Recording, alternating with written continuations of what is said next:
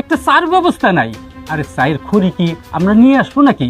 যদি কইতেন তাও নয় নিয়ে আসতাম। আচ্ছা, এতটা ছোট লোক কেন আপনারা? আপনাকে কোনো মান সম্মান নেই?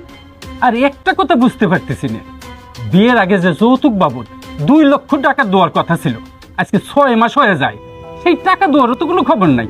না, আপনাকে কথাবার্তার কোনো ঠিক নাই। এই জন্যই তো এই সব ছোট লোকের ঘরে আমার পুলারে বিয়ে দিতে চাই না। কিন্তু কি করুম কন, আমার পুলা আপনার মাইয়ার ছাড়া বিয়েই করব না। শোনেন, একটা কথা আপনারে বলি, এইসব ছোট লোকই বাদ দেন। আত্মীয়তা কেমন করে করতে হয় সেটি একটু শেখার চেষ্টা করে। আহা বাবা, চুপ থাকো তো, মাঝে মাঝে কথা বলার দরকার আছে।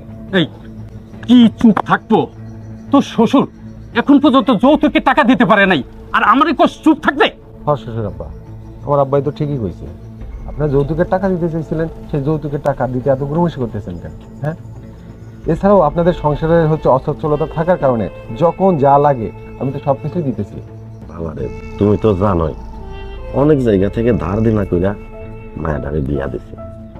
আর একটা কথা হইতেছে, আমি তো নৌকা চালাই ভাই, এত টাকা পয়সা কই পাবো কম?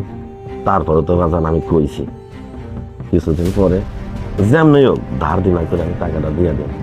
হ্যাঁ, আমি তো এটা শুনছি। আপনি তো খালি এই